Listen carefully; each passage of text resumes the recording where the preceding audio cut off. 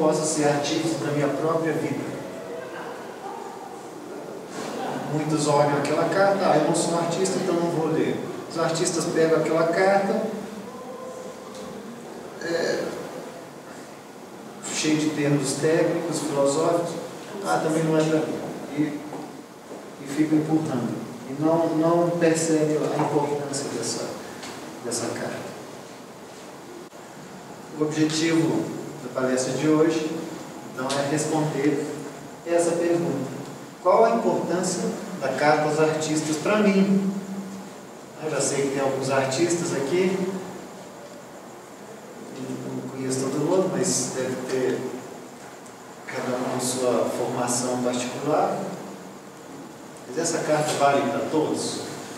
E para responder, para entender completamente esta carta, nós precisamos de um esclarecimento tomístico.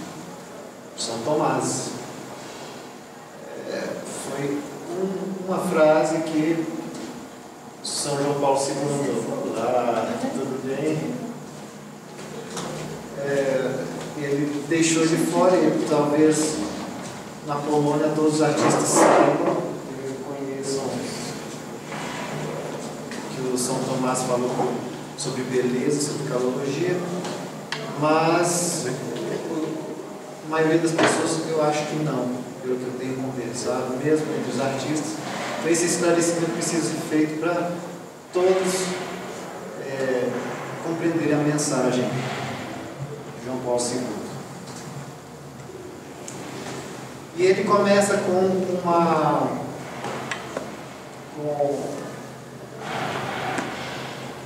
dois conceitos muito importantes: a diferença entre criador e artífice.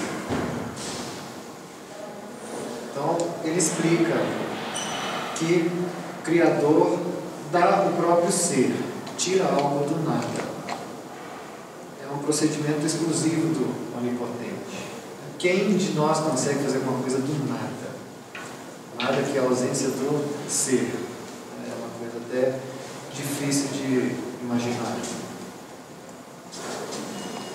E o artífice é aquele que utiliza algo já existente, dá forma e significado.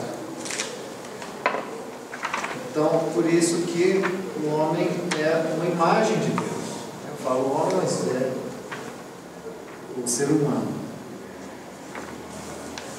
Inclusive, a carta tem um parágrafo muito bonito, tem vários parágrafos, a redação é muito delicada, é muito poética.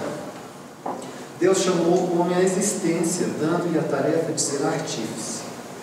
Na criação artística, mais do que em qualquer outra atividade, o homem revela-se como imagem de Deus e realiza aquela tarefa em primeiro lugar, plasmando a matéria estupenda da sua humanidade e depois exercendo um domínio criativo sobre o universo que o circunda.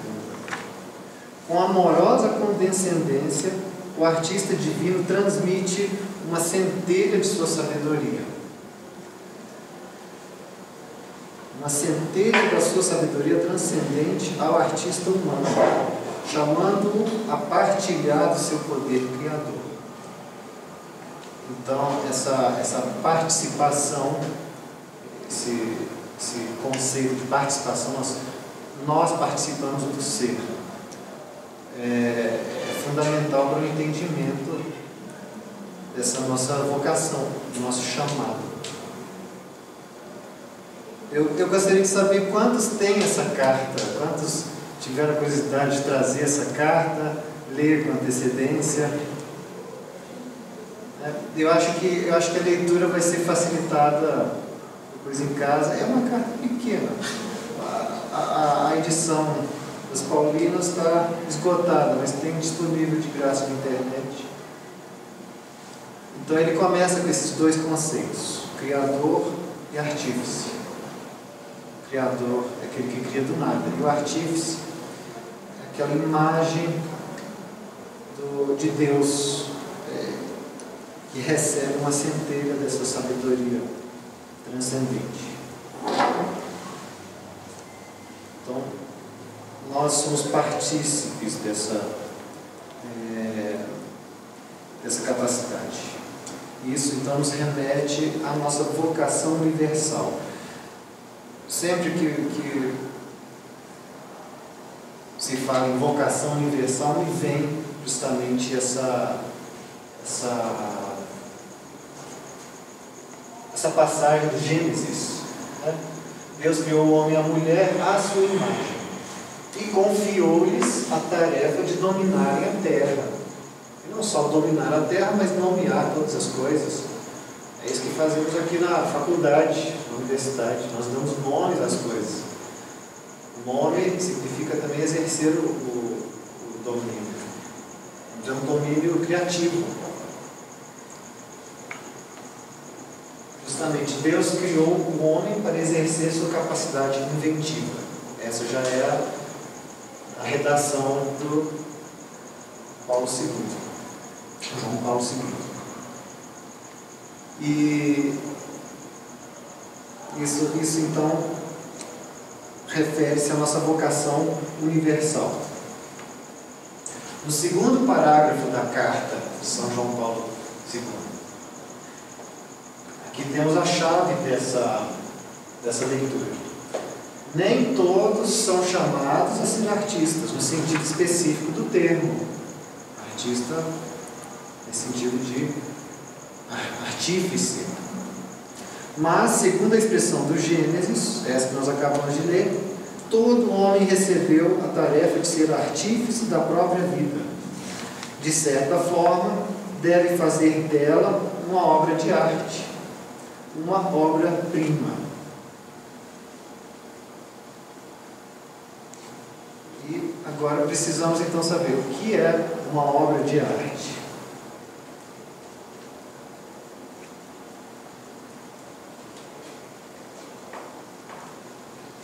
Eu vou responder daqui a pouco. Eu vou continuar a leitura dessa carta. No terceiro parágrafo, tocamos aqui um ponto essencial: a obrigação de não desperdiçar esse talento, mas de desenvolvê-lo para colocá-lo a serviço do próximo e de toda a humanidade.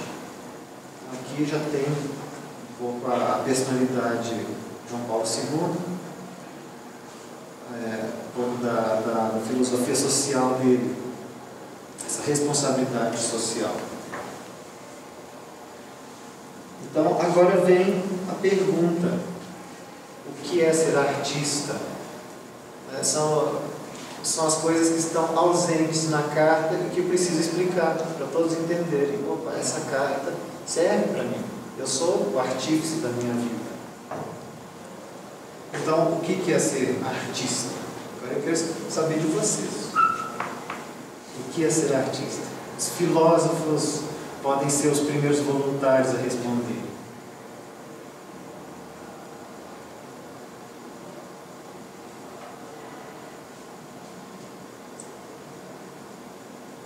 Vamos lá, brainstorm. O que é arte? O que é ser artista? Arte do grego tekné, que é fazer, né? Ação. Então é agir segundo a vocação iniciativa da própria vida e desenvolver o talento. Muito bem. Então, a arte é a virtude do fazer, que é muito parecido com a prudência, que é a virtude do agir. Então, o que é a virtude do agir?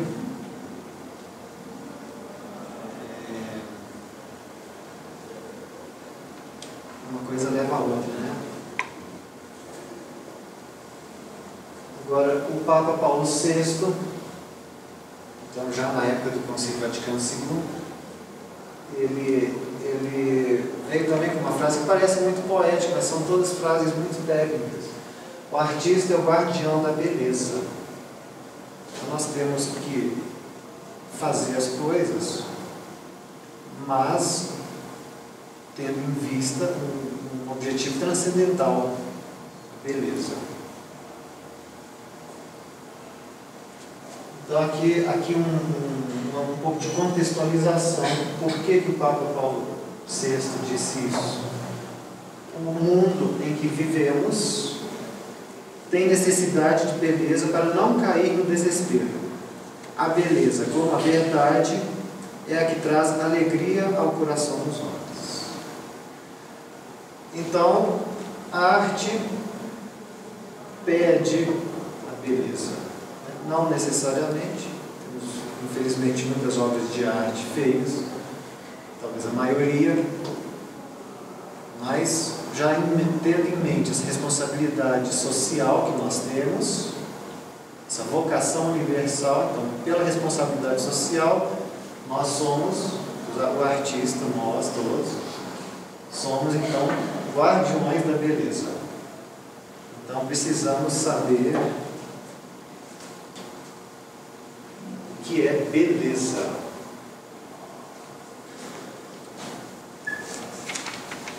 Ele faz aí um comparativo com a verdade, né? A beleza como a verdade.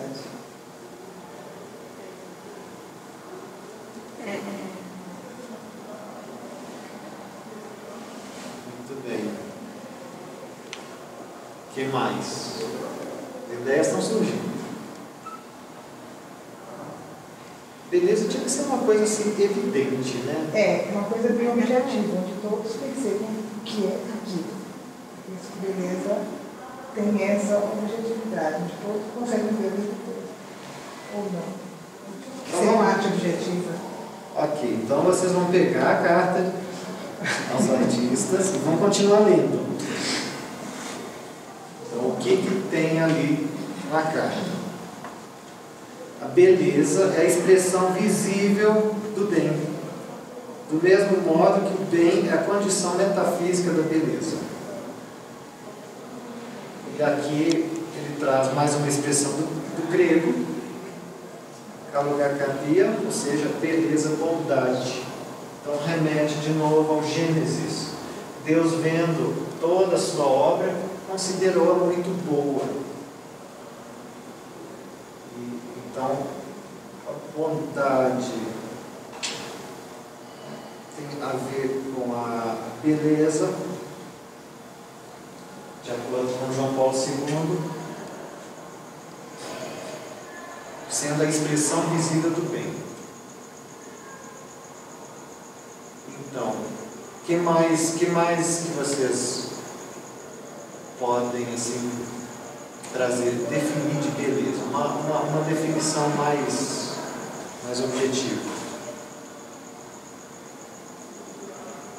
Isso é fundamental. A gente, de novo a pergunta,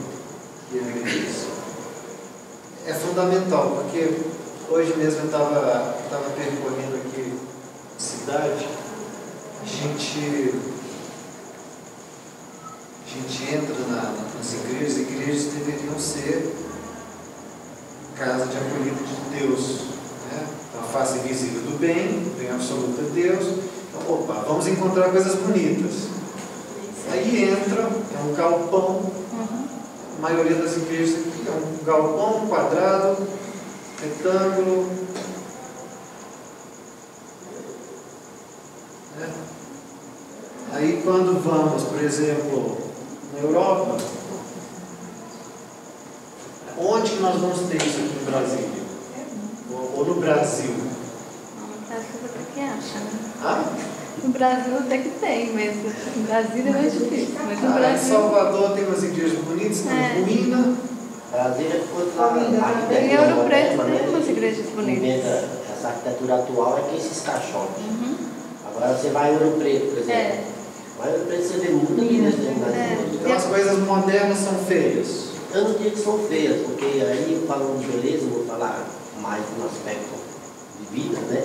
Eu acho que beleza é que tudo lhe traz satisfação, sabe? Então a mesma coisa que você vê num dia, você vê no outro e você dá um tom de beleza ou não, dependendo do. Você falou de Brasil, das igrejas. Eu diria, por exemplo, você sair por aí do Brasil e você vê as placas de indicação das cidades, bem organizadas, bem bonitinho, você diz que a cidade é bela. Aí você vê essas pichações das mesmas placas, deixa de ser belas. Mas já levantamos duas coisas. A satisfação visual que você tem, perde a beleza.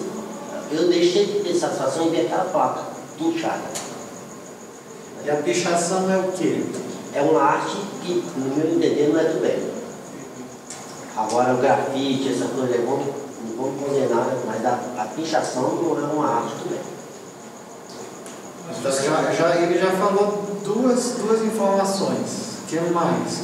Eu tenho uma dificuldade de enxergar um exemplo de ato belo ou de beleza que não seja contingencial. Quer dizer, algo que pode ser belo para mim pode não ser belo para você.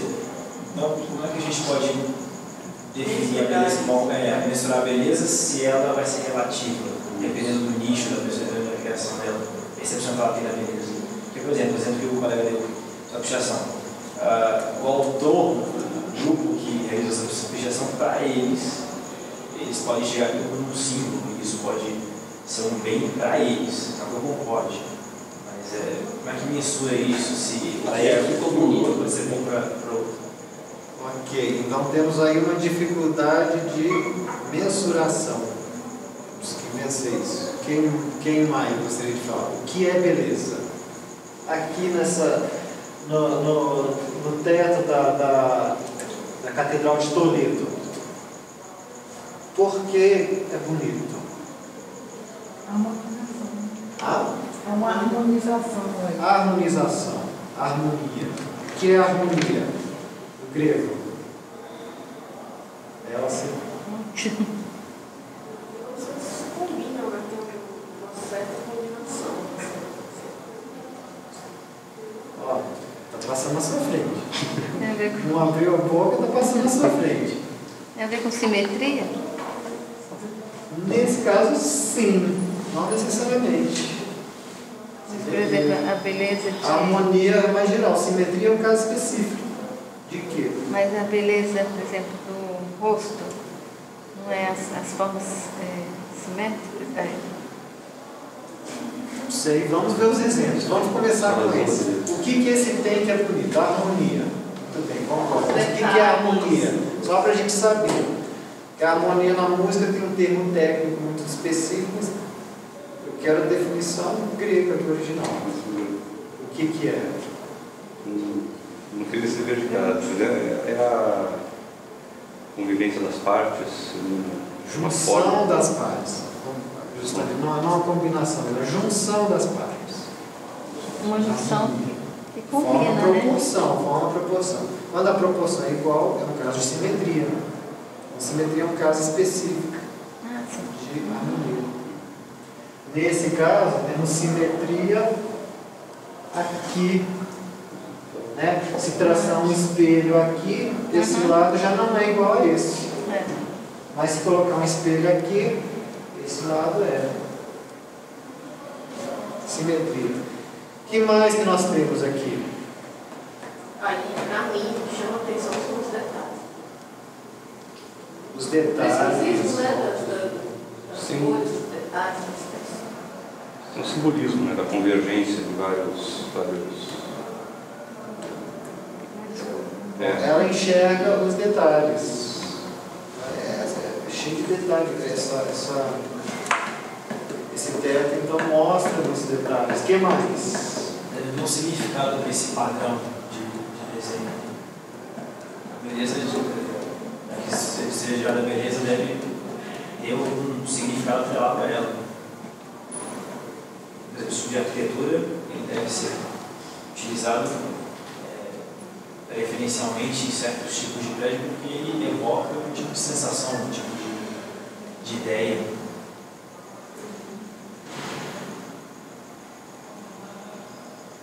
Então, se tivermos alguma coisa da natureza que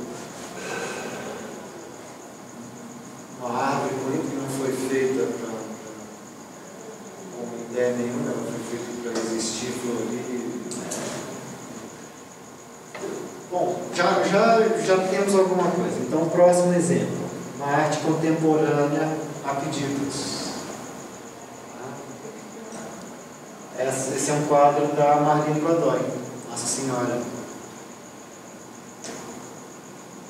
Ela fez a foto, não é bonito. O quadro eu acho que é um pouco maior, deve ser o tamanho Isso aí. Esse anteparo.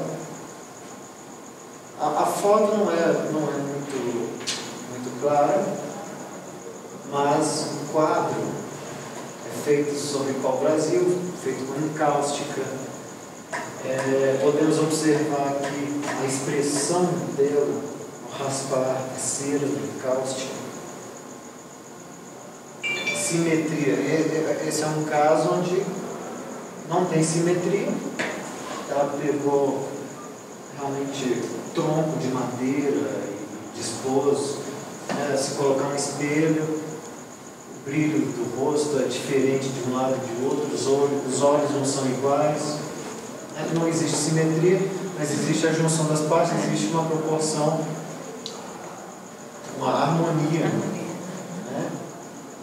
O que mais?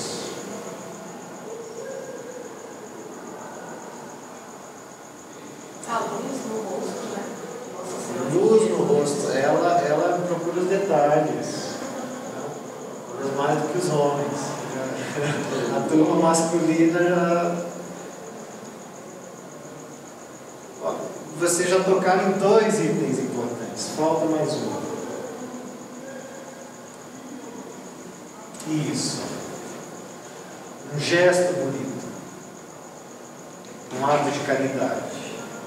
Por que um ato de caridade é bonito? Não precisa ser nem um. Pode ser uma coisa escondida, uma oração. Oi? Remete à bondade. Faça invisível do bem.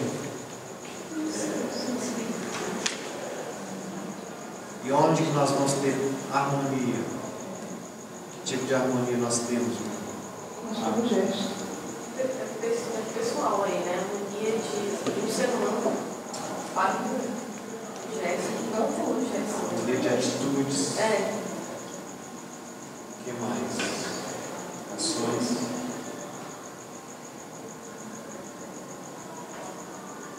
Então tivemos visibilidade, você fala muito da visibilidade, harmonia, só falta um item. Olha o que está faltando. Se, voltando aqui,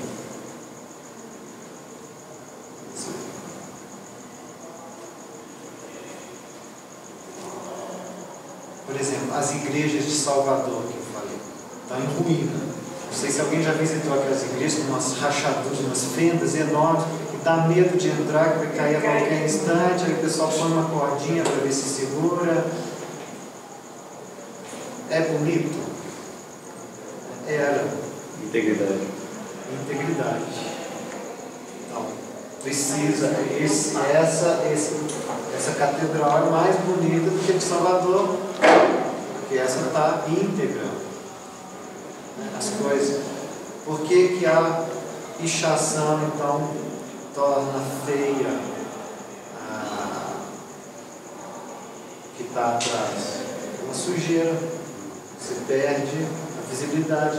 Então ela não vai conseguir enxergar o que está atrás. A originalidade. Não vai conseguir enxergar a obra, vai estar obscurecida. Se não.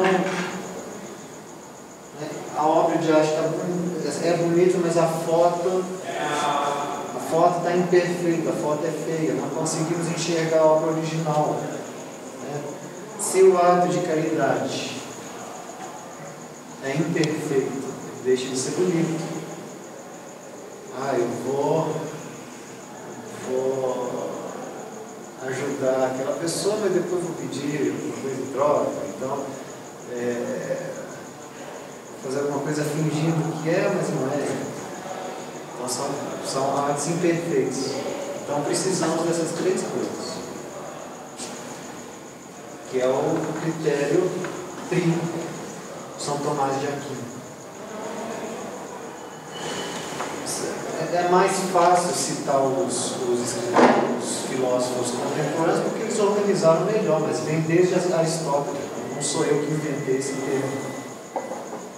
Então, para reconhecermos alguma coisa bela, precisamos de integridade, de perfeição, a harmonia e a claridade, a clareza. Isso então confunde um pouco. Eu posso enxergar ou não. Então essa beleza é relativa ou não. Aí vem os relativistas. Só que a sua responsabilidade é abrir os olhos para enxergar. Tudo tem uma beleza própria. Mas se você fecha os olhos, você não vai enxergar. Então os relativistas acham que não, o artista tem que pegar meu olho e abrir. Eles têm que me obrigar a abrir o olho. Não é assim. Então é a responsabilidade de cada um. Vocês têm que voltar em casa, pegar essa carta e estudar. Ninguém vai fazer isso por vocês. Vocês têm que pegar o Alfredo. Não, nós queremos um curso de gregoriano aqui. Não vão? Ninguém vai fazer. Se vocês não forem atrás, nós queremos esse quadro da Marlene Godoy de graça. Esse. Quero na minha casa. Não, de graça vocês vão receber aquele jornalzinho que distribui na estrutural, no eixo movimental. Aquilo vem de graça para as piores notícias do mundo. Exige esforço, exige sua responsabilidade. Então, por isso que essa carta aos artistas é uma carta para todos nós, artífices da vida. Aqui um último exemplo que eu gostaria de citar. Eu trouxe com o meu violino. O violino já parece mais simétrico de um lado, de outro. A foto não é desse violino. Está muito escuro aqui. Mas ele não é simétrico, apesar de parecer ser, mas a estrutura não é. Mas existe uma proporção que permite o equilíbrio dos sons graves e dos sons agudos. Então aqui nós podemos ver, eu trouxe, não sei qual que é mais fácil de enxergar, todo o detalhe da obra de arte, como que o luthier que construiu se preocupou não só com a estrutura, mas com a forma. Então a forma tem que corresponder ao conteúdo. Daí que nós temos a verdade. Se a forma não corresponde ao conteúdo, não, temos uma mentira, temos uma coisa que, pelo menos não é tão bonita quanto poderia ser. Então a forma tem que corresponder ao conteúdo. Por isso que, em termos de escultura, normalmente o violino é uma obra de arte muito completa, que combina elementos de escultura que todos afetam a parte sonora. Esse próximo exemplo, a foto aspecto da harmonia, bonita, não sei se... da junção das partes, esse aspecto que você falou. A harmonia, então... Harmonia entre os componentes. Entre os componentes, isso permite o equilíbrio dos sons graves com os sons agudos. Então tem uma função funcional, tem uma propriedade funcional, um resultado funcional disso. O violino é um caso especial de obra de arte. Eu trouxe porque me perguntar, você é violinista. Aqui, um exemplo da voluta, que é essencialmente uma escultura, e é onde os luthiers gostam de mostrar a espiral. Há vários estilos de espiral, esse é um deles. E vocês podem ver que a foto é mais bonita do que o exemplo do quadro que eu dei. Essa foto também é bonita. A foto mostra as fibras da madeira, a composição foi, as cravelhas foram colocadas, alinhadas, está bem enquadrado. Então a foto é bonita, o violino bonito. Então temos duas belezas superpostas, existe uma hierarquia de obras de arte aqui. Ok? Agora vem as reflexões para concluir. O meu objetivo era dar essas explicações para vocês depois em casa imprimirem. No site do Vaticano vocês vão achar essa em português, essa carta. E eu vou encerrar aqui, depois podemos fazer perguntas. Estou disponível para responder as perguntas. Mas eu gostaria de terminar com 3 reflexões.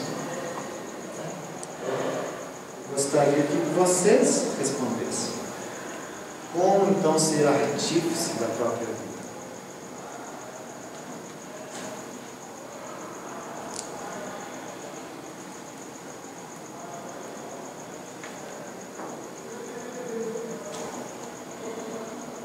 E agora? É a resposta que eu queria que vocês formulassem, né? Foi a proposta. Se a gente sair daqui sem responder essa pergunta, eu garanto que vamos para casa muito frustrados. Acho que esse dá significado para essa vida da Deus, né? Já que ele é o Criador, então a vida é dele, mas ele precisa dar significado a essa vida. Como artífice, ele precisa dar significado a ela. Se a função do artífice é dar significado e forma, então nossa vida que precisa ter. Gostei. Mas qualquer significado serve? Não, o significado, a gente tem que buscar essa beleza, né, que você tanto falou. Mas. Parabéns. Qual que é o seu nome? Meu nome é Cleonice, mas todos me conhecem como Kel. Muito bem. Resumiu. É isso. Se dar forma e significado, buscando a beleza. Muito bem. Então, eu te nomeio guardiã do belo. Muito bem. E para isso, então, como identificar o belo? Esse é fácil. Agora já sabemos. Os critérios de perfeição, harmonia, clareza. Então, esses são os critérios objetivos. Mas aí vem também um pouco da nossa responsabilidade, né? No violino, se eu der qualquer violino para vocês vão identificar qual que é bonito e qual que é feio? Eu duvido. Mas muitos alunos vocês não conhecem. Então, por isso que nós temos que estudar.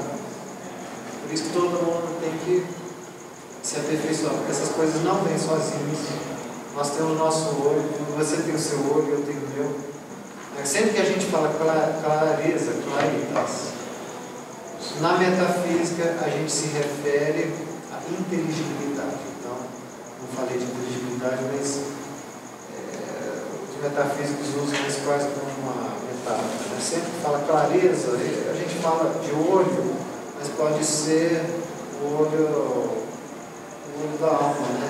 É a inteligibilidade, a nossa capacidade de enxergar. Dá para dizer então que a gente já tem, nós já fomos criados com uma percepção da beleza, mas a gente pode aprimorá-la. Sim. Nós podemos e nós devemos. Eu não sei quando foi. Um exemplo até que eu dei para os alunos quando eu estava no violão. A gente foi falar assim, todos nós temos um certo senso de música, né? E aí eles falaram, não tem isso não. E aí eu fiz um acorde assim, os resultados não combinavam, a gente tem que fazer parte musical. Alguns deles torceram para eles assim, por que vocês fizeram isso? Porque não está combinando com essa percepção, pelo menos na música, acho que a gente dá essa consciência. Pois é, eu noto também as crianças nascendo, depois todo mundo ensina que o feio é bonito, a criança e tal, logo com 1 ano já começa a ficar perplexo com esse mundo maluco, que os adultos claramente mostram coisas horrorosas, abre a TV, o dia todo lá assistindo, Faustão, e a criança tem que aguentar aquilo. Bom, se meu pai está fazendo, deve ser importante. E aprende que aquilo é importante, não tem que ser belo, porque obrigaram a fazer o que é belo, e depois vira Pois ficam todos perdidos, igual o Conselho Vaticano II, lá no mundo, as pessoas caem nesse desespero do mundo, não vem saída. Agora, se a gente não estudar, a gente entra nesse ciclo vicioso. Eu tenho uma pergunta. Com relação a uma obra de arte, a um objeto em si, aplicar esses requisitos aqui, né, de integridade, de harmonia, é aparentemente mais fácil, né? Mas assim, em relação à primeira pergunta, como é que eu vou avaliar se uma vida foi ou não uma obra de arte? Foi ou não, aplicando esses três, né? Uma vida foi íntegra, né? Clara, inteligível, foi harmônica e foi fugiu o outro. A integridade, harmonia e claridade. Se foi inteligível, né? Se foi clara, se foi harmônica, né? Se foi íntegra. Você está preocupada com o conteúdo da sua história. Se esse conteúdo... Isso, preencheu esses requisitos. Sim, porque esse é o que o Criador espera do artífice, né? Mas nós temos algumas mensagens de esperança. Dostoiévski, quando fala a beleza salva o mundo, salvará o mundo. É uma mensagem de esperança. São todas as pessoas, esses autores, eles conseguem redigir de modo tão compacto, tão poético, mas na verdade são extremamente técnicos. Quando fala que a beleza salva o mundo, é porque a beleza é redentora mesmo. Isso significa que um artista, uma pessoa que estudou, né, que tem consciência do que faz, os podais, ele deveria ser capaz de harmonizar todas aquelas partes. Então, se você tem, por exemplo, o quadro da Marlene Godoy,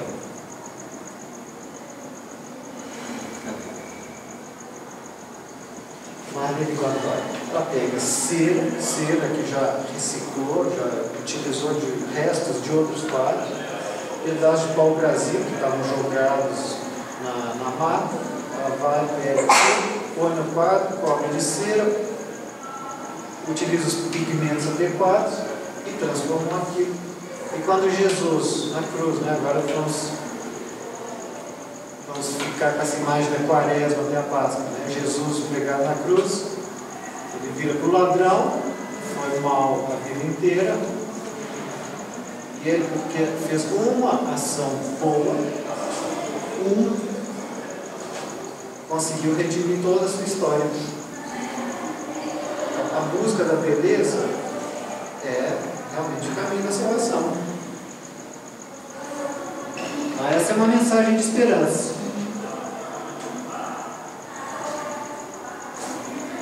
Nem sabia que eu ia ter tempo para tocar esse assunto. Okay. Já que você perguntou... Não, é por causa da primeira pergunta, né? Como ser artífice da própria vida, né? Isso. E aí você disse como que... identificar o verbo. Então não se preocupe com a sua história.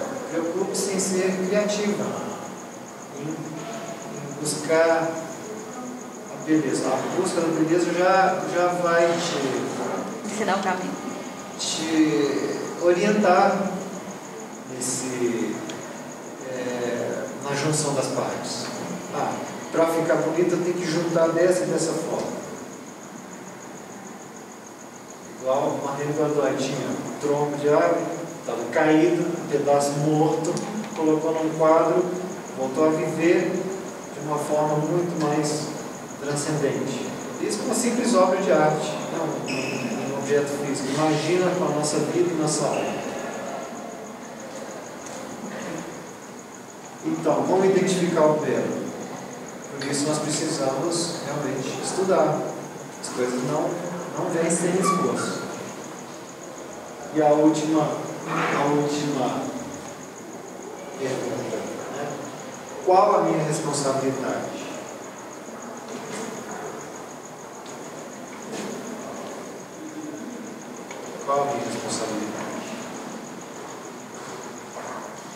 como guardiã do belo.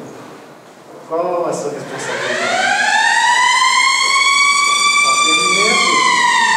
Vamos na última pergunta. Qual a responsabilidade do guardião?